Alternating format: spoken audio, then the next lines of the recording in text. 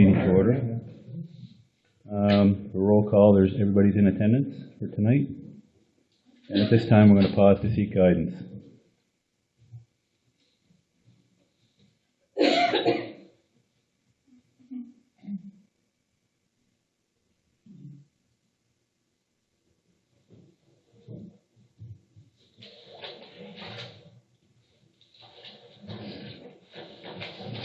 Now at this time I'm going to read the mission statement for the municipality, and that is to provide, promote, or facilitate municipal services that meet the community needs while preserving, supporting, and enhancing quality of life for all. Next on the agenda is the approval. Is there any additions or deletions? I move the agenda as presented. Is the seconder? Second. All in favor? Aye. Approved. And tonight we have a delegation, Marilyn Keddy, representing the campaign to protect offshore Nova Scotia. Can I have a motion for Marilyn to come forward? I so move that Marilyn come forward.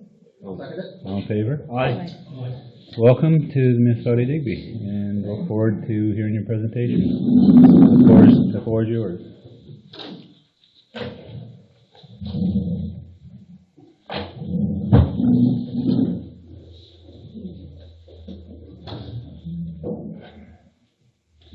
Thank you, Your Worship and councillors, for giving me time on your busy agenda. Is the mic okay? It's okay, good. My name is Marilyn Keddy, and I'm here on behalf of the Campaign to Protect Offshore Nova Scotia. Our allied organization, the Clean Ocean Action Committee, who you probably know, John Davis, they had to send regrets for tonight. The purpose of today's presentation is to ask your council to pass a motion in support of our call for a full independent public inquiry into the pros and cons of offshore drilling. The Campaign to Protect Offshore Nova Scotia is a grassroots citizens organization formed in 2016. We're associated with the Council of Canadians, which is a national social justice and advocacy organization, and the Offshore Alliance, which is a Nova Scotia-based coalition of over 20 organizations representing community groups, environmental and fisheries groups. Together, we're committed to protecting our waters and shorelines from the risks associated with offshore drilling. We've continued to be concerned about the lack of public involvement in decisions regarding offshore development. The Canada-Nova Scotia Offshore Petroleum Board is dominated by oil industry veterans who are both the promoters as well as the regulators of offshore oil and gas exploration. This corporate capture has resulted in a very lax regulatory system that favors the industry at the expense of other interests, including the fishery, which has sustained our coastal communities for generations. Our communities bear the lion's share of the risk if there is a disaster in the offshore, and we have a right and a genuine interest in being heard. Back to the slide previous. This is the view from my deck, which is why I'm passionate about this issue. I'm committed to protecting the offshore from a disaster to save my community and the livelihood of my neighbors, who are fourth and fifth generation lobster fishers. Their activity is the rhythm of my surroundings. In the summer, I go in my 15-foot punt with my dog and very often friends to explore the beautiful shoreline. I think about what it would be like if the pristine water was polluted with oil sludge and my neighbors had sold their homes to occasional residents and moved away. That's why I am here. I'm going to explore a couple of questions. The first is there a risk? And then, if there is a risk, is it worth the risk? So, next slide. Accidents happen most frequently during the exploratory stage. Right here on the East Coast, there are 3 examples in the last few years. Shell dropped huge, heavy pipes, narrowly avoiding their wellhead and a disaster. There was a large spill of synthetic drilling mud and off Newfoundland in November 2018, there was a very large oil spill. The pipe, sludge, and oil were not successfully cleaned up, and fortunately, the tides took the oil away from land. Next slide. Dr. Robert Bea is from the University of California and is one of the world's leading experts on risk assessment in offshore the oil industry. The Australian government hired him when BP applied to drill in the Great Australian Bight. Very briefly, he found that their risk assessment was inadequate. It did not meet accepted safety standards. Based on his assessment, the Australian government made demands on BP, which caused them to withdraw their application. They then came to Nova Scotia, where regulations are more relaxed. When Dr. Bea, at our request, looked at BP's application to drill off Nova Scotia, he said he felt a sense of déjà vu. He concluded that BP significantly underestimated the likelihood of an uncontrolled blowout and that the treacherous conditions in the North Atlantic would impede containment of an oil spill. He said, and I quote, "It brings a chill to my blood." There is a risk, but is it worth the risk? We all want jobs, money, and we want to prosper. Next slide. These figures help answer that question. Oil and gas royalties have brought in $1.9 billion in 16 years.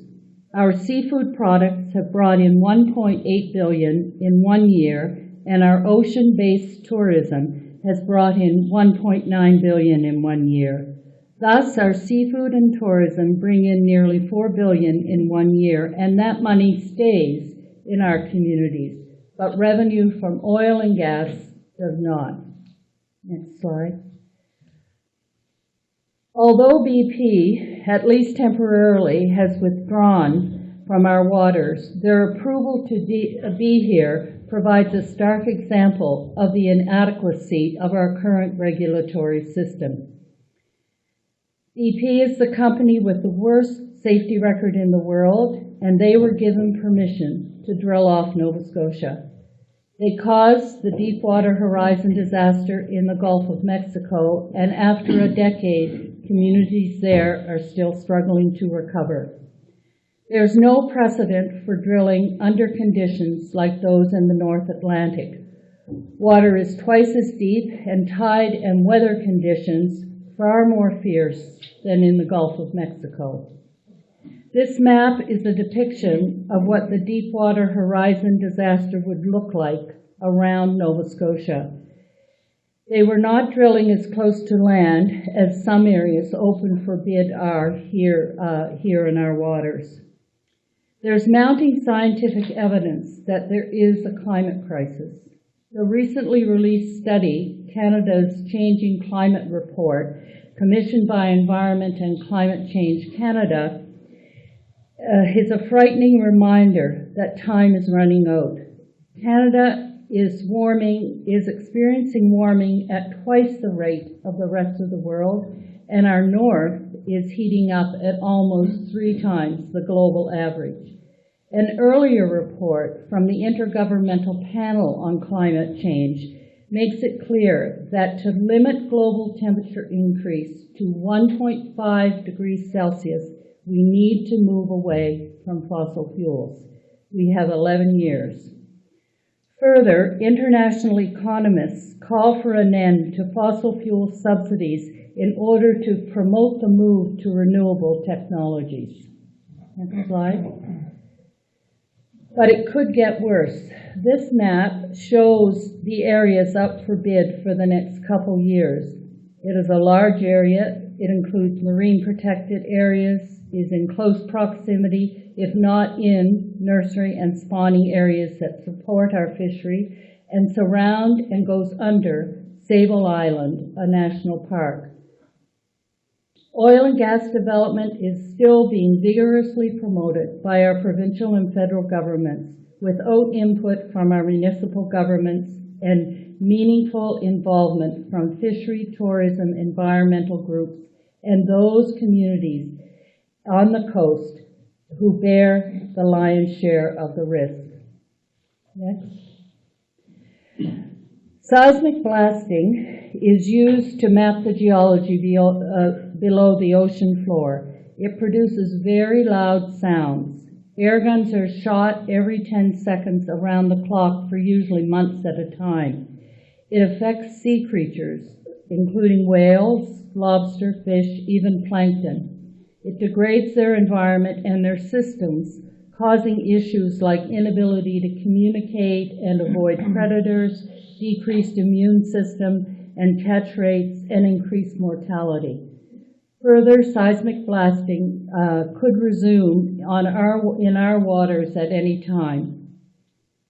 So oil and gas exploration benefits: short-term financial maybe, risks, collateral damage many. We are risking the livelihoods of many people and the economic base of our communities. We conclude that from an environmental, social, and economic perspective, oil and gas exploration in offshore Nova Scotia is not worth the risk. Next. I've talked about scientific reports raising the alarm and clearly stating that fossil fuel development is foolhardy and we must move to green technologies if we have a hope of putting the brakes on the climate crisis. I've talked about unprecedented conditions for oil and gas activity and a regulatory system unsuitable for conditions in the North Atlantic, and federal and provincial governments that, in spite of all the evidence to the contrary, are still hanging our economic future on oil and gas development. It is our opinion that all signs point to the need for a full, independent public inquiry on the pros and cons of offshore oil exploration. Going ahead with drilling in the absence of an exhaustive study is reckless. All approvals of oil industry projects in the offshore must be set aside until after an inquiry has completed its report and recommendations. Next. There are two primary examples that we're drawing on. One is when the oil industry wanted to pursue exploration on the crucial Georges Bank, there was considerable public outcry, and as a result, the federal and provincial governments collaborated in naming a panel to examine the state of knowledge concerning the risks and potential effects of such activity. They also undertook to educate the public in an unprecedented series of workshops, meetings, and public hearings in the communities most affected. That panel's process remains a model of public involvement. The result of this work was a report recommending a moratorium, and that recommendation was accepted by both levels of government and is still in effect. Another example of responsible public consultation was the consultation regarding onshore fracking. The result was a moratorium that again is still in place. There are models in other countries, such as Norway, where in order to protect their fishery, all waters are closed to oil and gas exploration until it can be proven and it is approved by Parliament that it is environmentally safe. Next. Municipalities played a key role in both these inquiries. Municipalities offer residents the most immediate and accessible form of democracy. This issue fundamentally affects the economic and environmental health of our rural South Shore communities. Towns and cities in the U.S. were responsible for the moratorium in the U.S. Atlantic and are continuing to take strong action to stop both offshore drilling and seismic testing. Concerned citizens have been ignored in the regulatory approval process. Municipalities need to defend their right to be heard and to take action to meet the urgent global climate targets. Many municipalities in Nova Scotia and across Canada are exercising this right by declaring a climate emergency. Next.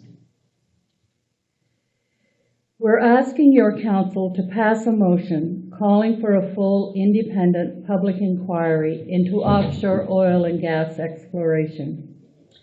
CPONS and COAC are trying to meet with as many councils as possible. Already, the town of Shelburne, the municipality of Shelburne, the municipality of Barrington, the municipality of the District of Lunenburg, and the municipality of Chester have passed motions. Meetings are forthcoming with the towns of Lunenburg and Mahone Bay, municipality of Argyle, municipality of Clare, and municipality of Annapolis.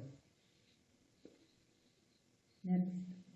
So I sincerely appreciate the opportunity to meet with you and welcome any further discussion that we might have. Thank you very much. Thank you. I'm going to open the floor for questions.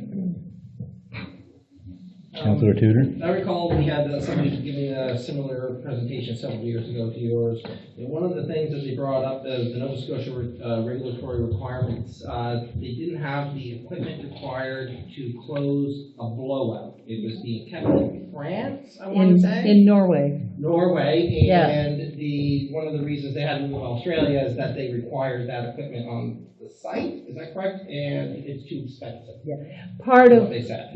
part of the Dr. Bea decision was that BP didn't make enough safety provisions in their application. So that's never been remedied. That particular thing, no. If there's a blowout, and if it's out where they've been drilling, of course, in the seas that they've been drilling in, it would take a minimum of 2 weeks for it to get there.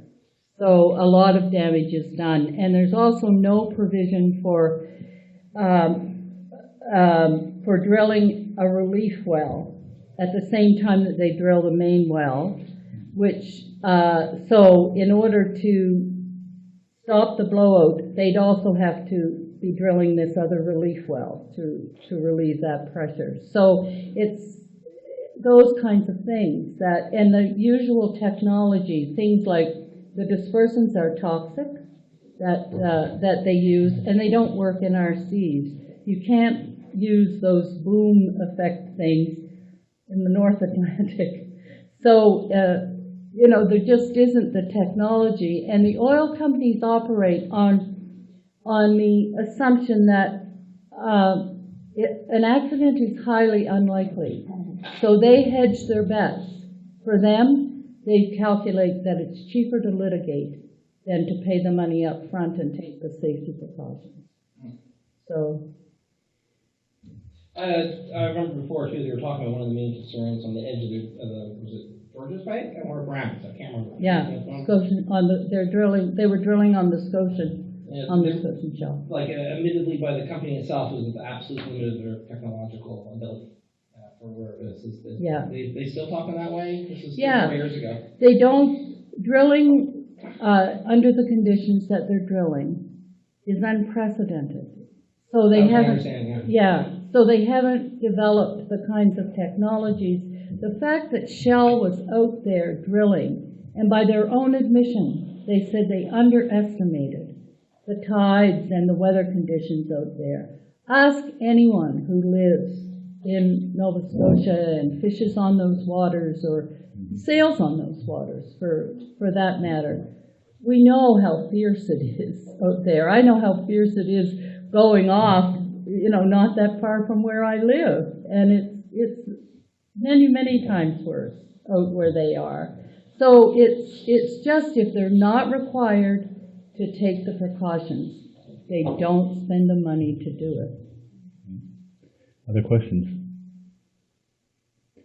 Well, we want to thank you for your presentation, and when we have presentations, we don't make the decision tonight, but we will be at our next meeting, and then we'll get back to you and let you know what the decision was. Well, thank you very much for taking time on your agenda. Thank you. One last question. did Yarmouth say no? Because I noticed when you were mentioning different groups that you didn't. Yeah, we haven't, the town of Yarmouth didn't pass the motion. And we've had lots of really positive contact with the municipality, but we haven't been back there yet to do that. So we're a group of volunteers, so we just kind of truck around and try to do what we could do. Well, this is a long drive for you. I hope you're not driving back. Yeah, we are, but there are three of us and conversation's good, so. So there you go. Yeah. You got some of our tea. On the Thank you. Okay, Thank you. thank you very much. Presentation, It and was. I can tell you, being from a fishing family, I've already talked to my husband many times. Oh, What yeah. happened Yeah, out there. yeah, He fished offshore many years. yeah, they know, Oh, gosh, yeah. yeah, Yeah. Last time he said it was a joke. yeah, I mean, a joke that they would be willing to drill to allow them to do it. and not come in. Yeah, You know, like, not have, as he said, they don't realize how fast that stuff will disperse. yeah, yeah, Mexico. it's true. Thank you very much. Thank you. Okay, the next thing on the agenda is the approval of the minutes of March the 25th. Can I have a motion to approve? So moved. Do I have a seconder? All in favor of the motion? Aye. Aye, approved. Next is unfinished business for the minutes of March the 25th.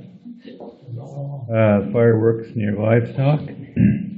We did get a reply back from the minister stating that they have no regulations in place and referenced the fact that if we wanted to do something, we'd have to do it through our bylaw. And It wouldn't qualify under the enforcement part of our bylaw. no. And I don't know how you would ever regulate it or how you would ever enforce it. Because to prove who shot off a firework after the fact, it's almost impossible. But I mean, I think you're taking this issue pretty far. well, You've done well with it. I think what, I was thinking about this today a little bit, and I felt that another step we can take too is to try to educate. So we have the tool, our Coastline newsletter, and we could put an article in that, and a future article, Great idea. That is a good idea. Coastline, where try to Especially educate this people. summer. Yeah, The next issue would be Right. perfect.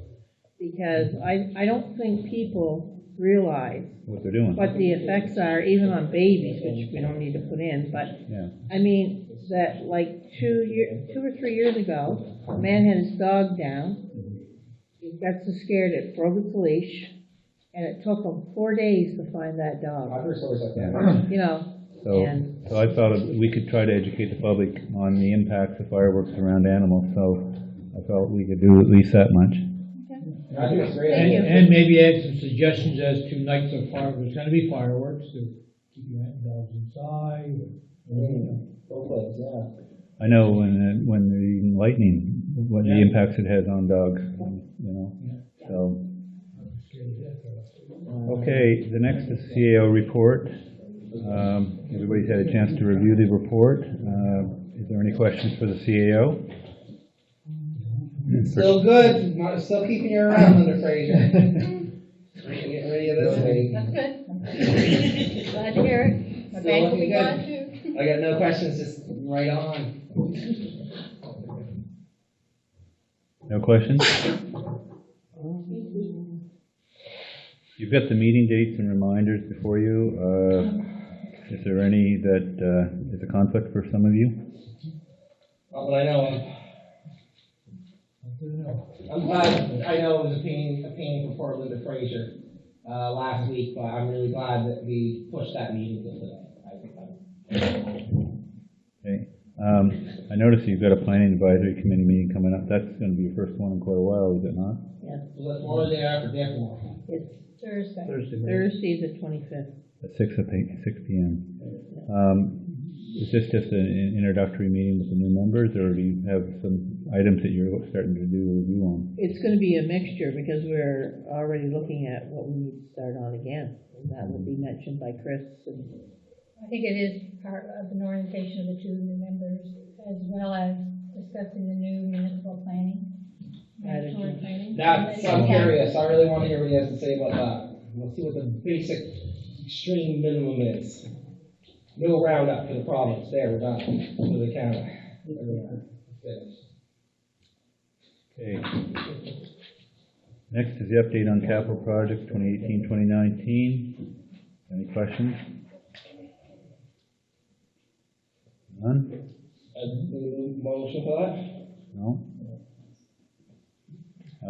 The next is the financial report, approval of March 2019 payables of $671,470.13. I move approval of payables of $671,470.13. Have a seconder? I'll second.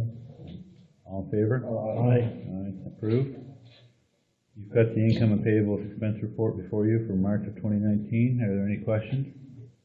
So this report will actually be the report that will be presented at the audit committee meeting next Monday. Can I have a motion to accept the report? So moved. Have a seconder? Second. All in favor? Aye. Approved. The next is an update on the strategic priorities work plan. Any questions pertaining to that? It says that the meetings have been held in the community with CERMAC. When did that happen? When did that No, happen? they're going around, they came in and had a meeting here with myself, the CAO, and there was also the mayor and the CAO from the town. And it was an introductory meeting just to let us know who they are. They're going to be going around and meeting. There's going to be a lot of public consultation on what they're trying to do. And they're a big company that have their roots in Norway. They've been on the west coast of Canada for quite a while, out in BC. I think they've got close to 25 farms in British Columbia. They are looking at or proposing to look at putting farms in Nova Scotia. They're looking in the St. Mary Bay area. They're also looking up in Guysborough, and Richmond counties up in that part of Nova Scotia as well. And they want to consult with all stakeholders, the fishermen, the public, and so they're going to start to be going around and setting those meetings up. Was there any specifics as far as St. Mary's Bay, like down near the islands, mid-bay, along the coast? I saw some I messages. sent some information along on their press release, Oh, and that the was press locations that they were East looking Ferry, at. one spot, I noticed, and the other one I thought was in the Big Gut. So they haven't had any community meetings, Matthew, I but don't they think have in the had gut. specific Along the one-on-one shore. meetings with key people in the On the community. island. Like, I think it's more up on the upper part of St. Mary's Bay. Near the. Yeah, like if you go across from Tagan and go over, and then maybe from there towards Sandy Cove, along I that thought it area. was like East Ferry area. East Ferry, but not in the gut, but out around. Is there any up around my area? I'm not aware of any. I don't think I recall. But they will have meetings like. They're Oh, having they're very hall. open and Yeah, transparent. okay, very much so. And That's what I wanted to if know. they can't get public support, they're not going to move forward. But that's what the direction they're going in. They're not going to come to Nova Scotia and invest over $300 million and find out that they're going to have to fight the public on it. But this is a company that's very credible. Good track record. Very good track record. I'm just so skeptical after my Cook's experience, when Yeah, you were saying that the locals were tearing apart their nets when you could watch them roll into the shore with your own eyeballs. It just is so spoiled with The that. first time you have a chance to talk to these people or go to a public consolidated meeting, I think you're going to be very impressed with these people. They're very professional. They are not going to go with minimum standards. They're going to go with maximum standards on how they build a cage and how they do their business. They're very, very upfront on, that, they don't want to be, I don't think they want to be tarnished with what other companies in the past have done, but that's not the way they operate. So, and it's going to be a matter, there will be people skeptical because of what's happened in the past. I can't help it. No, and I understand that. I will. Before you make up your mind. But just Because they are- Well, that's why I brought it up. I wanted to know when, info was so that we can. I mean, you gotta look at all angles. But I believe Nova Scotia has opportunities when it comes to aquaculture. And whoever it is, as long as it's done responsibly, it could be beneficial for rural Nova Scotia. So, we need good quality jobs, and they're looking at, if they come to Nova Scotia, not only just putting farms in, but they're also talking about having a processing plant and having to have small. We've heard all that before. No, I know that, but this is what they'll end up doing if they come here. And, where they go, or where they focus on the most, I don't know. They're gonna do the research on where they feel the best sites are for them, but they're also gonna go and talk to the people in the communities and try to reach out, first and foremost, go out and meet with the lobster fishermen and meet with anybody that's involved in the water. So, You're gonna have a heck of a hill to climb after what we are experiencing close. well, I think that they're going to be working quite closely, like talking to lobster fishermen first and foremost. It was over a dozen years before people got angry. It was 12 years of the same thing. They gave them a ton of chances, I thought. Yeah, well, anyway, I'd like to just give these guys a chance. I'll definitely look at it. We're not gonna. I'm not trying to. I read that. I'm just trying to say that I feel that we need to look at every opportunity for the region, and if this company can bring in some sustainable jobs into the community and work and be good stewards, then it's worth looking at. So, any other questions on the strategic priorities work plan? I think, one thing I wanna just highlight is that once we get settled with the budget and the audit, I wanna start looking at the strategic plan, because there's a lot of things in it now that are outdated, and we need to review. It's a great document, but are we gonna be able to review it in an hour or two, or it's sort of a Well, I don't think, I'm process, not I thought. talking about revamping the whole thing, I'm just talking about some of the next items and the current items now, and. Yeah, I've got some thoughts on that. Okay, the next thing, there's nothing under standing committee items or committee of the whole or bylaw and policy coming forward tonight. Business items, first 5.1, inclusive employment film link. That was I believe that's what That was sent out Deputy to Warden all. Gregory had provided to us. It was sent out to all. So we'll have a chance to look at that.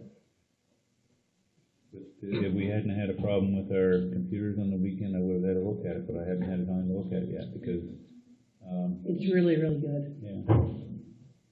And then the second thing was RCL Branch 22 Bear River. There again, I feel that we need to maybe send, with this here, send a letter back to them and asking for them to apply for a community grant. If the region is trying to do similar work that we've heard from other groups, but they put down that they'd like for us to provide funds for their program, but they don't have a budget and they don't have any actual dollar ask. So Go back and get me the new budget. I think the person needs to know that they have to apply, or how to apply. So I guess that'd be you. Well, I think we'll. We need. That's the The CAO. CAO will be sending a letter back to them. Correspondence, there's nothing in the correspondence. General information item, the rent strategy update, April 2019. And Deputy Warden, can you add anything to that? Because I wasn't able to attend the meeting, you did on my behalf. No, actually, I went down and attended, except it was in Argyle, not in the Yarmouth Council chambers. So I got there, it was about quarter of, and I walked into the chambers, nothing. And I walked out and I said to the girl, there's supposed to be a rent meeting here in 15 minutes, but there's nobody here, and I see a bag of stuff in the center. No, she's not here. And of course, I had looked at the agenda, but I had read your email to me, right? Then I'm back going through, and if I really read the agenda on there, so when we got there, they were doing some voting. I arrived about 10 minutes late, and they were really, I would say, getting ready for what's going to be the AGM in June. Linda was on the phone, and so was the mayor. But they talked about the strategic plan, and they wanted the approval, and they got the approval. Did they talk anything about the appointment of any new directors? Yes. Their thoughts are, they was talking about maybe they should do more advertising, but they said they felt it was better for them to go and look and have names brought forward. I think they did say though they had like 9. Oh, yeah, they have 9. Yeah, they had quite a few lists Okay. that so they were just reviewing them. But they didn't make any decision on that? No, No. they were gonna have, the nominating committee was having another meeting. Okay, all right. Okay, advisory committee minutes and reports, there's nothing here, and other committee, council committees, nothing. Joint intermunicipal, pardon me? No. Joint intermunicipal committees minutes and reports, you've got the dark, March minutes and recreation director, facility manager, and active living coordinator April reports. Are there any questions for our dark reps on that? None? Senior Safety Advisory Board, you've got the December 2018 minutes and March coordinator report. Any questions? You've got the minutes, January minutes for Tideview Terrace. Any questions? I had one, just, George, where are they putting they're talking about putting a daycare at the Tideview? They put out requests for proposals, and I think they only got one back. Learning Grove. They're kind of, continuing with that, looking at the possibility. Where they're gonna locate it, I'm not sure. I know they've got, Well, there's one, the required square feet available. so they're gonna add on to the existing. No, they're gonna add building? on to the building. They're gonna, some space that's not being used, or I'm not sure where in the building it is. That space not be, Well, it must not, I'm assuming it's not being used if they're gonna turn it into a daycare. I'm just wondering if people are, always wondering how they're gonna get their loved ones in there, and do they, Well, I would be very surprised if they're taking a patient room and turning it into a daycare. yeah, I was just, yeah. just wondering. I'll, certainly I will check in. Yeah. Let you know that too, but- And the other thing was, daycares and kids and sickness and germs, is that something you'd want in a Tideview? I mean, a lot of I guess, times, there- I can't go to the hospital because of certain No, I times of guess year. there's, pros and cons, right? And Yeah. it's looked on as being something positive to have little kids around with adults and stuff. Oh, I see that Yeah. point. But it could be, also germ carriers, yeah. It could be. It's, not only for the residents, but, especially for the people working there, they try to easy access stuff for kids.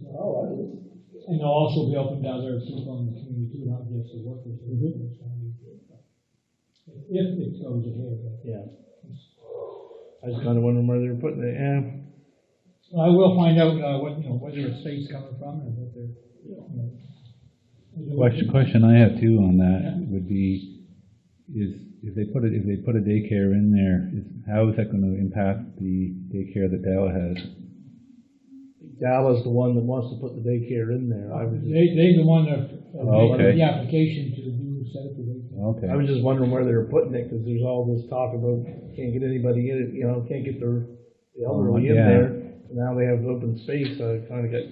They don't have a lot of public space in Tideview. No, they have like a community room there close to the office. But Yeah, but The that's community room, is, our as big as- boardroom's bigger. Yeah, it's only a small room and. It's sad, because when I was on the board, that's the one thing I did ask, that they have a big community room, and I was assured there would be.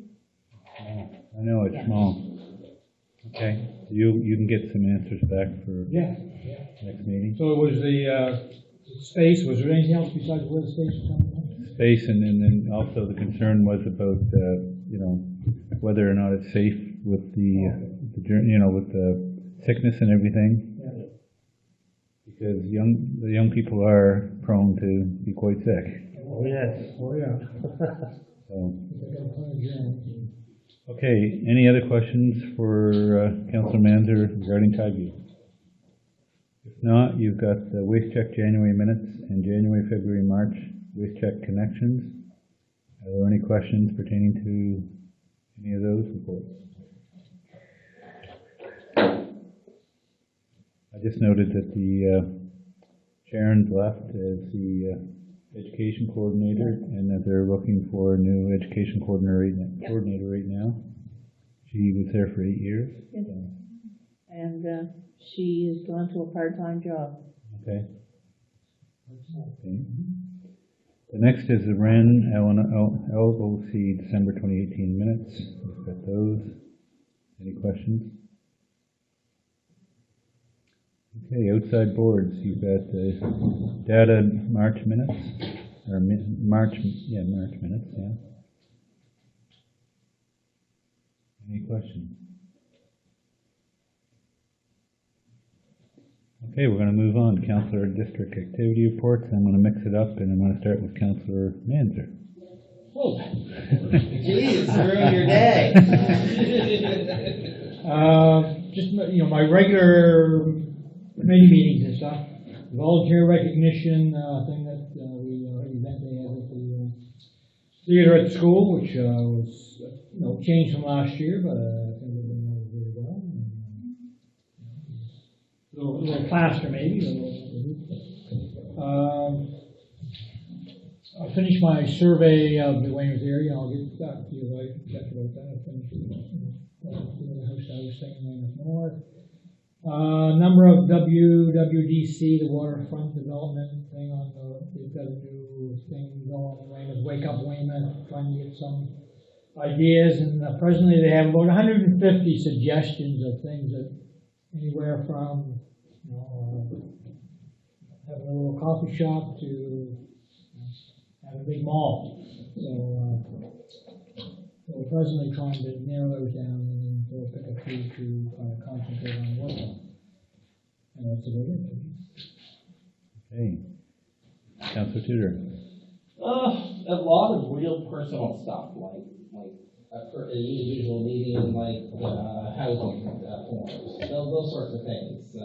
Also, lots of community group activities. We have a few of those that have actually started recently, the women's groups and stuff, and they're doing really well. We got tons of energy. Showing people around the island. I had Chris D'Entremont down, and he looked at 4 harbors, Freeport, Westport, Puritan, and Digby, and that went quite well. Just things going really good. We had the MLA down with the minister. I don't know if I spoke with that last meeting. They came down and were very, very hopeful that in the next couple of days the municipality, or the province will be announcing that the island school is on the 5-year list, which usually when you hear about small schools, it's about closing them. So we've been pushing for a long time for this, and it's all coming together. And so They decided on a place they want to look at, David? the legislation is you have to have 3 items, but we want it, and the community wants it pretty much where it is now. And we already own land. They already own land in that spot. Plus, there's a local business that depends on it. It's close to the old folks' home. It's close to the community center. It's in a very good spot. Because I heard they were looking at East Ferry. Yeah, they were. They were looking at East Ferry, primary to 6, and busing everybody else to Digby. So that was the last time we discussed this. That was in the gun report, as you remember, which was probably the most absurd ivory tower collection of thrown together gobbledygooks, random sentences to be called a professional report I ever saw in my life. It was to the point of absurd. Oh, sorry. Anyway, yeah, you're going to ship people 4 hours a day from Digby. Great idea, Mr. Gunn. But things are looking good, and we're not going to go extinct, because if we lost our school, no one ever moved down there again. No one's going to take their kids to put them on a bus for, 6 hours return a day to go to school. So that's looking good. Still haven't had total confirmation, but I've had I've also talked to both Gordon and I ran into the minister at Heidi's award, so brought it up again. Yeah, right. Yep, things are going really good. Lots of community groups active, showing people around. I've been really, really busy. I think it has to do with spring hits and everybody's like, I want this done, I want that done, so that maybe has something to do with the lists, how many, everybody's roads are in terrible shape. I'm sure Matt has lead on that though. All right, that's it. All right. Deputy Warden Gregory. That was very incoherent. I really enjoyed our meeting with the CEO from the NSFM, Juanita Spencer. I think that was an excellent meeting that we all had. I attended CORD at St. Anne's University, and that's for inclusion for all in the workforce. And as you said, you'll all get to look at the Mama presentation that I sent, which I was so proud, and I congratulated Terry on his daughter being in the film, because you'll see his daughter there and what she does, because she really likes to clean. And several of the people that were in the film were there, and I was over talking to them, and they were so proud to do, like one little guy, I asked him how he liked working. He says, I love working. I could work all the time, you know, and they were, and I will tell you, they were, there was a luncheon, and some were trying to help, and it was really nice to see. Conway Workshop was also involved in it, so you'll see some of our clients there. So I was really impressed with that. And then I went down to the regional meeting in Yarmouth, and the warden was there as well. It wasn't a huge group, but I think we got a lot accomplished by looking at the future on how we can do things to make them better, to prioritize with the government what the NSFM wants. And if you go with 600, you're going to get nothing done. And sometimes even if we went with 5, they might still be working on some, but you don't want to go on with another 5. You can have 5 as these ones completed type thing. So I found that enjoyable. When we went to Waste Check though, the next week, we saw some films and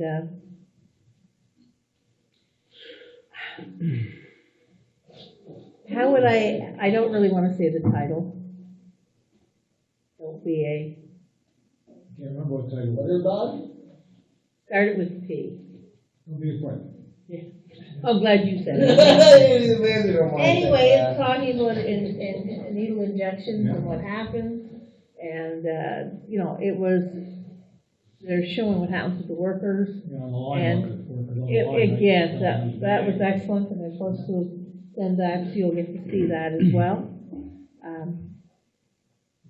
I went to the local volunteer, which we do the new format, as George mentioned, and we actually discussed that at DARC last week. And we really like the format, but we want to make changes. And the changes will be, one we're looking at right away is next year, we're probably going to have a reception after, like do the presentations first, then have the reception, but have council again help serve and distribute around. Because people didn't really want to get up at first, so we thought, you know, we could go around and help. You lose your spot, you get out, somebody takes your seat, you're gone. So we want to make that a little better. And we'd like to do it all upstairs in the foyer. And not use the cafeteria at all, make it a little bit more. We still have tables and chairs and things, so just make it a little bit nicer. But we tried to make it similar to what they do in Halifax, with getting them ready, walking across the stage. And I think it went really, really well. The other things I've done, I've been meeting with a lot, like you, a lot of people with a lot of concerns that are happening. Right now, I've had an environmental concern brought to me that I'm going to be dealing with.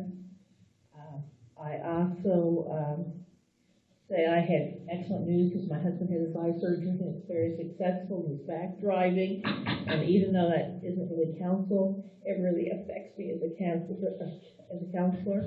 And I do want to mention tomorrow night, there's the accessibility, to hear about the accessibility and regulations and things that are happening at the NSCC that we get an invitation to. And it's at 6 o'clock. So I know I'm going. I hope maybe some others might want to go because that's what it's talking about. Or have this AGM, but thanks for offering. Oh, no, but I didn't know. I'm one of those people when I thought that was, especially where it's going to be at the NSFM as well. I thought, let's hear what they're saying out here, and then let's hear what they're telling us up there. And maybe that's not the way to do it, but I thought it was. Is there any questions on anything I've been doing? Okay, thank you. Councillor Ross. Like Linda and George, I attended the volunteer awards. Very well done. Cindy did a really good job, and it was well done. We'll make those changes a little bit, it'd be even better. It was great. Also attended Fire Chief Cliff Surratt's funeral. It was very well attended, and very emotional to see all the firemen that came. Barton Brighton did a very good job sending him off.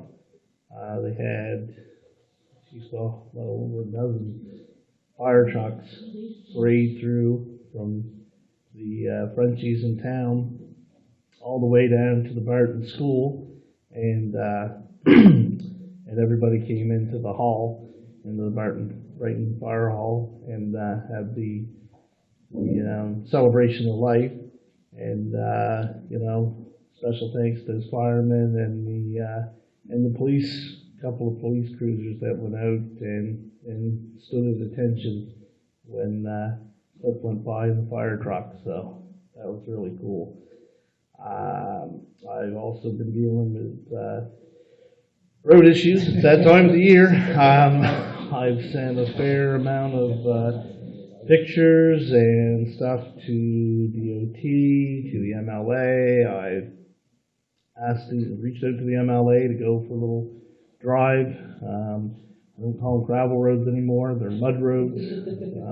I keep advocating that it's an emergency thing, right? So he promised we'll get together and we will go over those.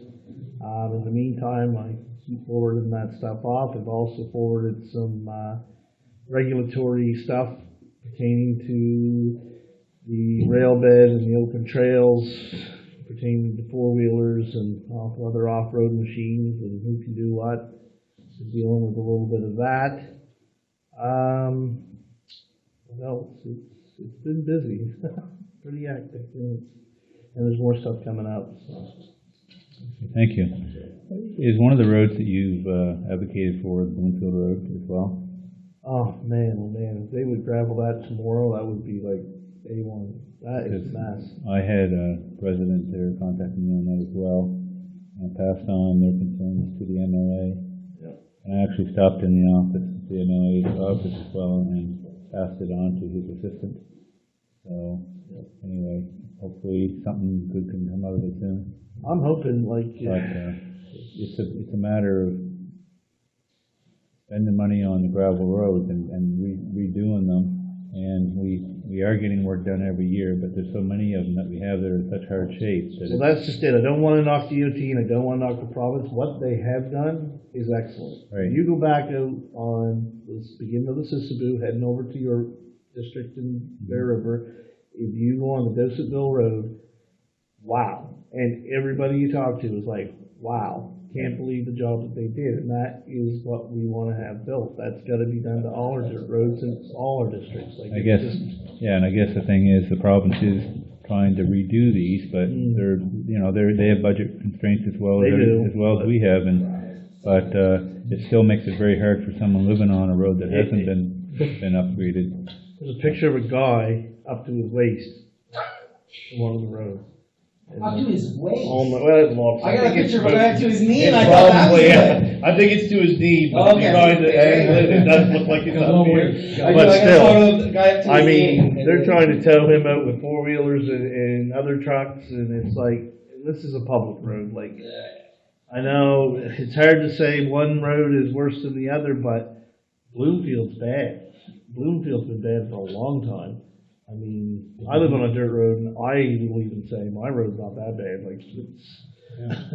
When's our meeting with TIR, in May or June?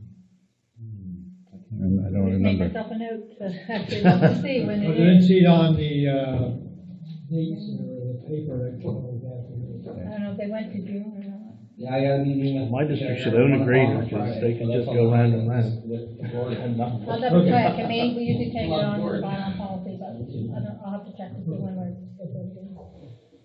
And I'll just give you an update on what I've been doing, a set of health issues I've been dealing with. I attended a meeting at the hospital regarding the food bank for Digby. I was asked by Roger Tibbetts if I would attend, and it was a meeting with the volunteers for the local food bank and the representative from Feed Nova Scotia. And the mayor and I were both there, and both of us questioned, you know, apparently what's going on is Feed Nova Scotia wants to sign a contract with our local food bank, but there's a couple things that they require in order to sign a contract with the food bank here. And if they can't come to terms on it, well then the Feed Nova Scotia I don't think will be part of it anymore. Now, That's where 80% of their food comes from. no, it's not. I thought it was a lot. No, it's not. But irregardless, I mean, they do get product and they do get, you know, food from Feed Nova Scotia. But Feed Nova Scotia wants a couple things, and they're trying to have the same standards all across Nova Scotia. So they're standardizing the services that they provide, and so we're going to have a further meeting with just the representatives of the local food bank to try to work out these issues. But if they don't, that's an internal issue between the local food bank and Feed Nova Scotia. I was trying to get a hold of Feed Nova Scotia for down on my end too. So, well, but anyway, I just want to let you know that meeting took place on March the 27th, and I attended that. I did attend the Provincial Volunteer Awards in Halifax. I wasn't able to make it to the local one, but it was a very well attended event in Halifax, and it's very nice to see Roger get his award up there, and as well Ron Matassel from the town of Digby. We did have, like the deputy warden said, we did have a really good meeting here with the CEO for NSFM, Juanita Spencer. She's going around the province trying to familiarize herself with the municipalities, try to find out what our concerns are. So we had a good meeting with her. It was a joint meeting with ourselves and the town of Digby. And then we had the regional meeting a couple of days later in Yarmouth, and that went very, very well. And I think one of the good things that came out of the meeting, and Deputy Warden spoke about it, and that is the fact that we have 5 resolutions on the table right now with the province. We shouldn't just wash them away and put 5 more new ones in the fall. We should try to resolve these issues as they drop off. It's sort of like the way we do our planning. You know, we have 5 issues, we drop something off, something else goes up. And I think that's what the NSFM is going to have to look at doing this fall, where they have their 5. They can still get their 5 next. They can still get them ready so they know what they want to move forward.